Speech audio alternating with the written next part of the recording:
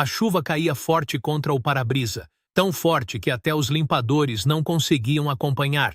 Dentro do Mercedes Classe S, o silêncio era sufocante, o tipo de silêncio que aperta o peito. Victoria Ashford estava sentada no banco de trás, o telefone pressionado contra a orelha, a voz tremendo como uma folha ao vento de novembro. Ela tinha 48 anos, era loira, de olhos afiados, o tipo de mulher que conquistou seu lugar no topo da Ashford Holdings, pisando em quem quer que fosse que estivesse em seu caminho. Marcus, não me importa o que você diga a eles. Temos 90 minutos. 90! Os dedos dela tremeram enquanto ela falava. O telefone brilhava no escuro do carro. A delegação de Tóquio, Mumbai e Seul está aterrissando no JFK agora mesmo. Temos uma chance nisso. Uma! Se perdermos essa fusão, não perderemos apenas dinheiro, perderemos tudo. No banco da frente, James Mitchell mantinha as mãos firmes no volante. Ele tinha 54 anos, negro, com cabelo grisalho e um rosto calmo, típico de quem passou a vida ouvindo o caos alheio. O tipo de rosto que ninguém nota. Ele era motorista da Victoria há 4 anos. Ouviram todas as conversas, cada negócio, cada palavra cruel. E arranje alguém que fale japonês, mandarim e hindi. Não me importa se precisar tirá-los das Nações Unidas. Não podemos ter outro desastre de comunicação como em Seul. A chuva intensificou-se. Um relâmpago iluminou o interior do carro por um breve momento.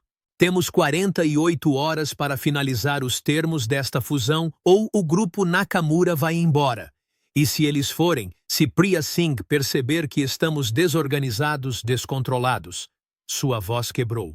15 mil funcionários dependem desta empresa continuar viva, Marcos. 15 mil. Ela encerrou a ligação e imediatamente discou outro número. No semáforo vermelho, James estendeu a mão para ajustar o espelho retrovisor. Seus olhos eram gentis, cansados, mas gentis. James, olhos na estrada. Victoria falou rapidamente sem olhar para cima. Sim, senhora. 3 palavras. É tudo o que ele dizia. 3 palavras. E ela já tinha esquecido que ele existia. James Mitchell morava em um apartamento modesto em Jackson Heights, Queens. Pequeno, arrumado, paredes forradas de livros, textos árabes, clássicos em mandarim, poesia portuguesa, romances japoneses. O tipo de coleção que você não esperaria ver na casa de um motorista. Na sua mesa de cabeceira havia uma fotografia emoldurada, ele e sua filha, Maya. Ela tinha 16 anos na foto, vestindo um moletom da Johns Hopkins, segurando um troféu de debate. Seu sorriso era o seu mundo inteiro. Naquela noite, ele se sentou na beira da cama, laptop aberto, lendo um e-mail dela. Pai, consegui uma vaga na equipe do modelo da ONU. Vamos debater política de comércio internacional no próximo mês. Gostaria que você pudesse me ajudar a me preparar. Você sempre sabe como explicar essas coisas para que eu entenda. Amo você. Não trabalhe demais. Amy James fechou os olhos. Ela não fazia ideia. Nenhuma ideia de que seu pai não era apenas um motorista. Que ele tinha passado 23 anos como intérprete diplomático sênior do Departamento de Estado do ZIL. Que ele tinha estado em salas onde líderes mundiais tomavam decisões que mudaram milhões de vidas.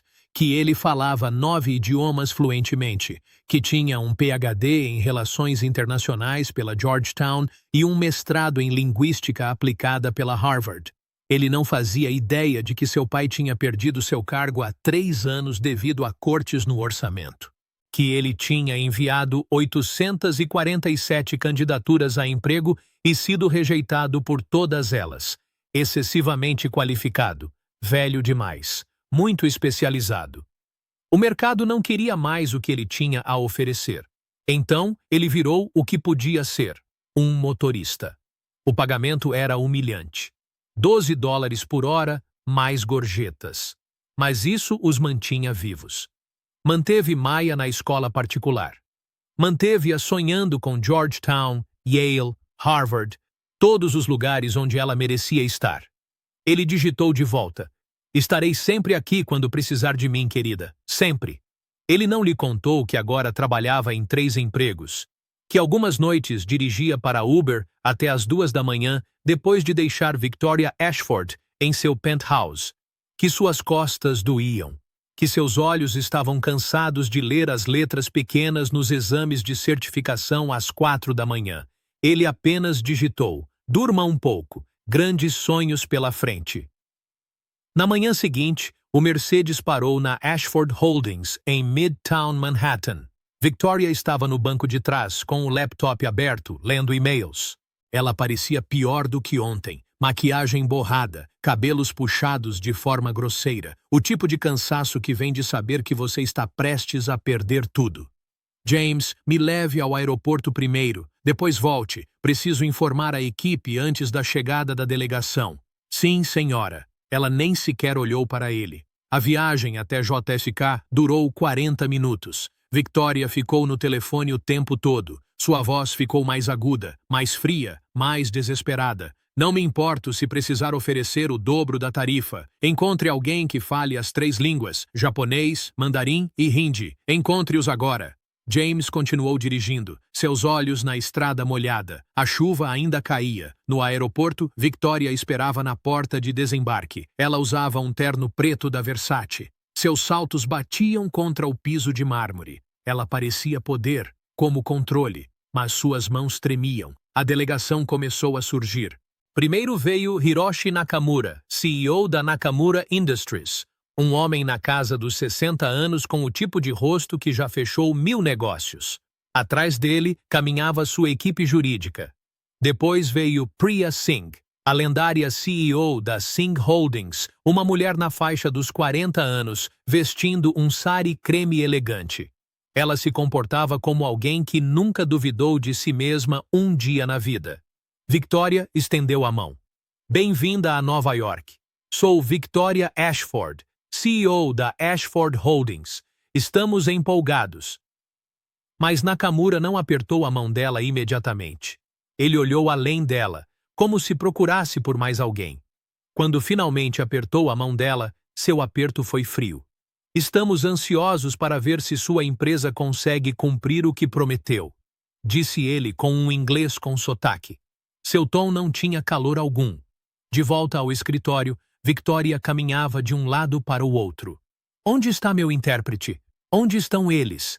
Sua assistente, uma jovem chamada Sophie, parecia aterrorizada. "Victoria, liguei para todas as agências em Manhattan. Todos que falam as 3 línguas já estão agendados, ou eles querem $50 mil por 48 horas. Victoria segurou a cabeça. "Isso não pode estar acontecendo. Isso não pode estar acontecendo." Ela olhou pela janela para o horizonte de Manhattan. A chuva ainda caía. A cidade parecia cinza, derrotada. Foi então que seu telefone vibrou. Uma mensagem de Marcos. "Encontrei alguém, mas você não vai gostar. Ele está disponível imediatamente e fará pelo seu valor normal por hora. Ele é seu motorista." Victoria encarou a mensagem. Então ela riu. Na verdade, riu. "Marcos, meu motorista não fala 3 línguas. Meu motorista mal fala inglês. Ele só me leva às reuniões e ouve minhas reclamações sobre tudo." Mas a próxima mensagem de Marcos chegou. "Confie em mim. É só perguntar a ele." Victoria estava no estacionamento da Ashford Holdings. James estava lavando a Mercedes. Ele tinha um pano macio na mão, movendo-o suavemente pelo capô. Havia algo quase meditativo na maneira como ele trabalhava. "James." Ele se virou. "Sim, senhora." "Marcos diz que você fala japonês." James colocou seu pano lentamente. "Falo várias línguas, senhora." Os olhos de Victoria se estreitaram. "Quantas?" 9, senhora." As palavras ficaram no ar como um trovão. Victoria o encarou como se ele tivesse acabado de lhe dizer que era secretamente um astronauta. "Prove," ela finalmente disse. James olhou para ela. Nos olhos dele havia algo que ela nunca tinha visto antes. Nem raiva, nem ressentimento. Apenas um cansaço profundo e paciente. Ele começou a falar, em japonês perfeito e fluente. Seu sotaque era impecável.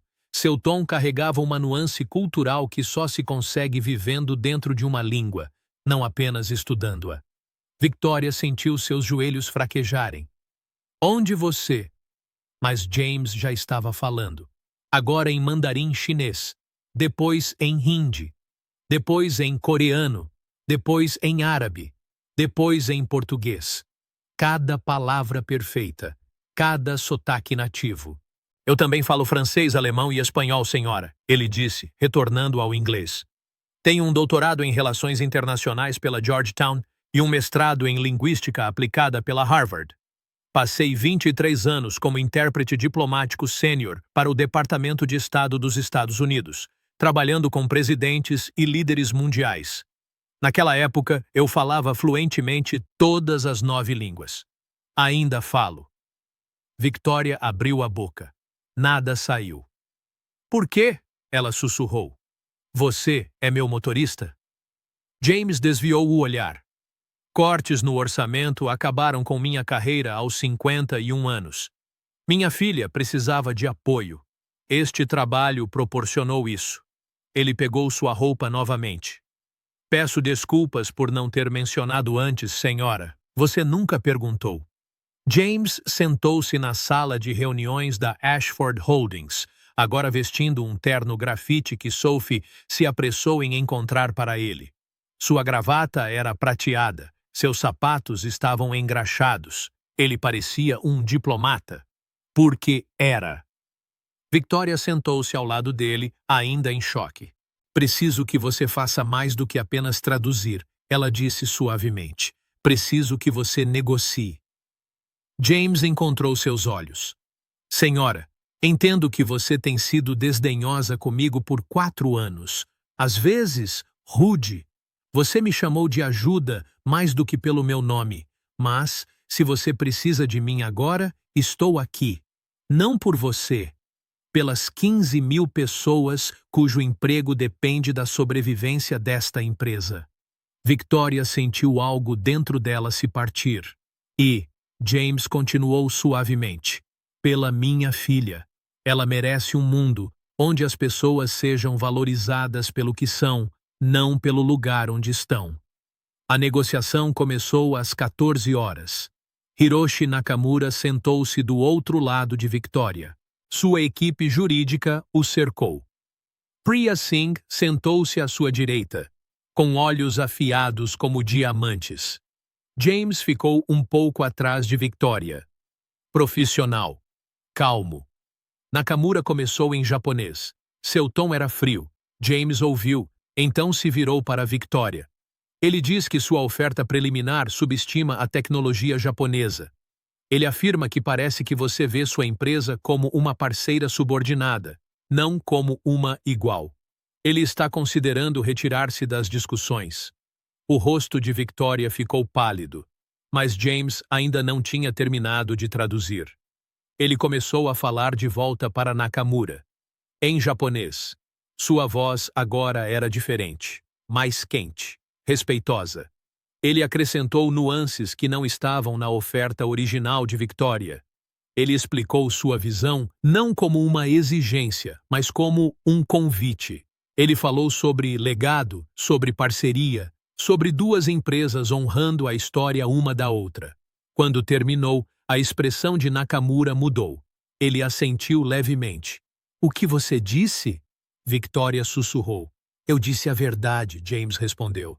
Que você tem aprendido humildade. Que você está tentando se tornar um líder melhor. Eu falei para ele sobre seus funcionários. Que você se importa com o futuro deles. Eu disse a ele que sua oferta vem de um lugar de respeito, não de cálculo. Então Priya Singh falou. Em hindi rápido. James trocou de idioma instantaneamente, sua voz fluindo tão naturalmente como se tivesse nascido em Mumbai.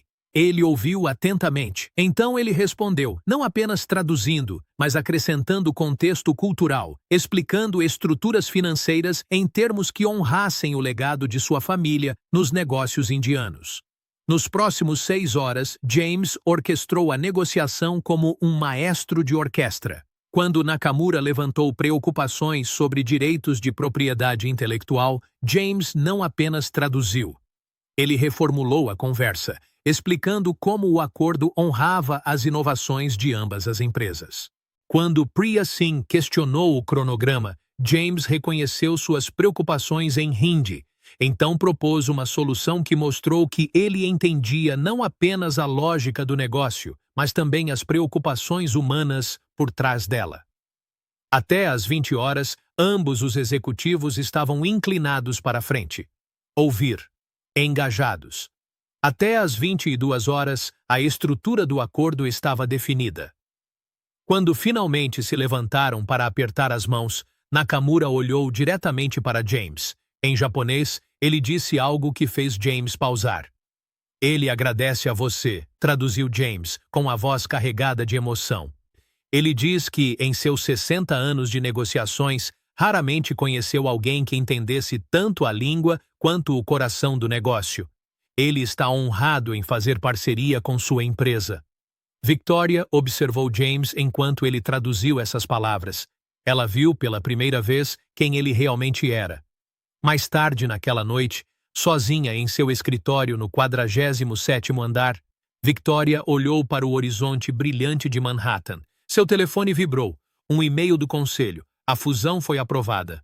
Nakamura e Singh estão ambos comprometidos. A Ashford Holdings crescerá 800% no próximo ano fiscal. Bem feito, Victoria. Ela leu isso 3 vezes. Então, ela apagou. Em vez disso, ela abriu o catálogo da empresa e encontrou o nome de James Mitchell. Ela olhou para ele por um longo momento. Então, ela digitou um novo e-mail. Para James Mitchell. Assunto. Eu te devo uma desculpa, James. 4 anos. 4 anos eu tive você no meu carro e eu nunca te vi. Eu vi um motorista, eu vi ajuda, eu vi alguém abaixo de mim. Hoje à noite, finalmente vi a verdade. Eu vi um homem que desistiu de sua carreira, seu prestígio, seu lugar no mundo para que sua filha pudesse ter oportunidades. Eu vi alguém que poderia ter ficado amargo, mas escolheu graça. Eu vi alguém que salvou minha empresa porque é uma pessoa melhor do que eu. Desculpe, por cada palavra desdenhosa, por cada momento em que tratei você como se você não importasse. Você importa, você sempre importou. Gostaria de oferecer-lhe uma posição como vice-presidente de Relações Internacionais, com efeito imediato. O salário reflete suas qualificações, não seu cargo anterior. E gostaria que você soubesse que esta empresa será diferente daqui para frente. Veremos as pessoas, realmente as veremos. Victoria. Ela enviou a mensagem. James leu o e-mail no carro às 23h47. Estava estacionado fora do escritório da Uber, prestes a começar seu terceiro trabalho da noite. Ele leu 3 vezes, as mãos tremendo. Então, ligou para Maya. Ela atendeu na terceira ligação, com sono na voz. Pai, já quase meia-noite. Sei, querida, só queria ouvir sua voz. Você está bem? A preocupação substituiu o sono. Estou mais do que bem, querida. Vou te contar uma coisa amanhã, quando eu te encontrar. Algo sobre quem eu realmente sou. Algo que eu deveria te contar há muito tempo. Pai, você está me assustando. Não fique assustada. Tenha orgulho. Seu pai tem um segredo, mas não mais. Na manhã seguinte, James entrou na Ashford Holdings, vestindo um terno que realmente lhe servia. Sua gravata era de seda. Seus sapatos nunca haviam sido polidos com tanto cuidado. Victoria se levantou quando ele entrou em seu escritório. Você recebeu meu e-mail, ela disse. Sim, recebi. E? James olhou para a cidade lá embaixo. Minha filha tem 16 anos. Ela quer mudar o mundo. Ela quer negociar tratados de paz e superar divisões culturais. Ela quer ser diplomata como seu pai foi. Como seu pai ainda é, mesmo que ela não soubesse disso. Ele se virou para Victoria. Aceito sua proposta, não porque preciso do dinheiro ou do título, mas porque esta empresa e você têm a chance de se tornar algo melhor.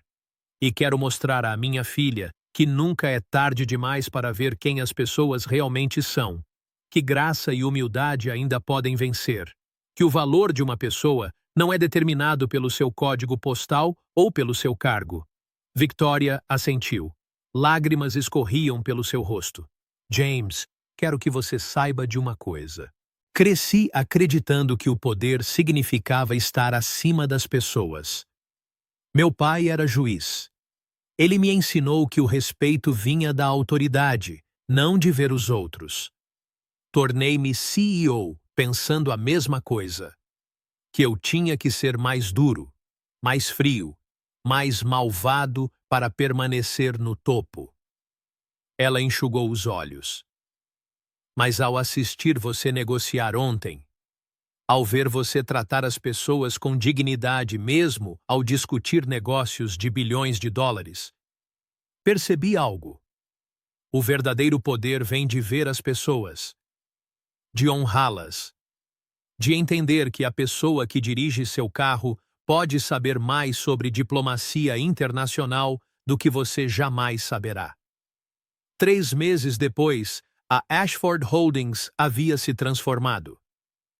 James implementou novos protocolos para ver e valorizar os funcionários em todos os níveis. Ele criou um programa de mentoria, onde executivos aprendiam com zeladores e motoristas. Ele criou uma iniciativa de diversidade que não era apenas sobre contratar, mas sobre ouvir verdadeiramente vozes que haviam sido marginalizadas. A fusão foi concluída com sucesso. A empresa cresceu além das projeções. Mas a verdadeira mudança aconteceu silenciosamente. Nos bastidores e corredores. Nas salas de reunião onde os executivos finalmente olharam nos olhos de seus assistentes. Em garagens de estacionamento onde os motoristas foram questionados sobre seus sonhos, não apenas seus horários de trabalho. Uma tarde, Victoria estava em uma reunião com Nakamura e Singh, discutindo a próxima fase de expansão. James estava lá, traduzindo, mas ele mal precisou. Os 3 executivos haviam desenvolvido uma amizade genuína, construída sobre a base do respeito mútuo que James ajudou a estabelecer. Durante uma pausa, Nakamura se virou para Victoria e disse em inglês: "Sua empresa é diferente agora. Há algo no ar aqui, algo humano." Victoria olhou para James, que observava a linha do horizonte de Manhattan pela janela. "Sim," ela disse calmamente, "finalmente aprendemos a ver." Numa sexta-feira à noite, James foi buscar Maya na prática do time de debate. Ela entrou no carro e imediatamente começou a falar sobre sua competição, sua empolgação transbordando como champanhe. "E pai, você não vai acreditar. Eu realmente citei a Carta da ONU na minha argumentação final e todo mundo." Eles ficaram em silêncio. E quando eu sentei, até o outro time começou a aplaudir porque o argumento era tão forte e... Ela parou. Ela estava olhando para ele, realmente olhando para ele. "Pai, você está chorando?" James sorriu através das lágrimas. "Tenho orgulho de você, meu amor. Tão incrivelmente orgulhoso." "Pai, o que há de errado?" "Nada está errado. Tudo está certo pela primeira vez em 3 anos. Preciso te contar algo sobre seu pai. Sobre quem eu tenho sido. Sobre quem eu ainda sou." Naquela noite, sentado em seu apartamento no Queens, James contou à filha toda a história. Sobre o Departamento de Estado, sobre as 9 línguas, sobre o diploma de Georgetown e o mestrado em Harvard, sobre assistir líderes mundiais tomarem decisões que afetaram milhões, sobre perder tudo. Sobre tornar-se motorista, sobre ontem, hoje e amanhã. Maya ouviu com lágrimas escorrendo pelo rosto. "Pai," ela disse finalmente, "por que você não me contou?" "Porque eu tinha vergonha," James admitiu. "Tinha vergonha de ter caído tão longe, de minha filha ter que ver seu pai apenas como um motorista, de não poder ser o que costumava ser." Maya se levantou e o abraçou com força. "Pai, você sempre foi o que é agora. Sempre foi um diplomata. Sempre foi brilhante. Sempre foi meu herói. Você só não via isso." James segurou sua filha e chorou. A Mercedes Classe S deslizou pela 6ª Avenida numa manhã de terça-feira na primavera. James dirigia. Victoria estava no banco de trás, mas já não havia mais divisor entre eles. A parede de vidro tinha desaparecido. Ela fazia uma videochamada com sua mãe, que morava em Vermont. "Mãe, quero te contar uma coisa. Eu tratei as pessoas terrivelmente. Por anos. E estou tentando mudar. É difícil, mas estou tentando." A voz da mãe dela veio pelo alto-falante. Maddie, isso exige muita coragem. Tenho orgulho de você. Victoria sorriu. James me ensinou isso. Ele me mostrou como é a verdadeira força. No espelho retrovisor, James cruzou o olhar dela e assentiu. O carro virou na Quinta Avenida. Chovia uma chuva de primavera, mas o sol começava a surgir entre as nuvens. Em algum lugar nesta cidade, a demissão de Victoria Ashford tinha se tornado a redenção de um homem. Sua crueldade tinha se tornado um catalisador para sua própria transformação. Sua necessidade tinha revelado um herói que ela vinha carregando há 4 anos e nunca tinha realmente visto. James Mitchell não era mais apenas um motorista. Ele era um lembrete vivo de que cada pessoa que você passa pode estar carregando profundidades não reveladas, que a humildade às vezes é a força mais poderosa em qualquer ambiente, que a pessoa que você subestima hoje pode salvar sua empresa, sua carreira e sua alma amanhã. E Victoria Ashford finalmente aprendeu a ver. Não apenas com os olhos, mas com o coração. A Mercedes continuou pelas ruas lavadas pela chuva de Manhattan. 2 pessoas que começaram como chefe e funcionário. 2 pessoas separadas pelo preconceito e suposição. Agora, avançando juntas. Porque às vezes, as negociações mais importantes não acontecem em salas de reunião, mas nos espaços silenciosos onde um humano finalmente escolhe ver verdadeiramente outro. E às vezes, isso muda tudo.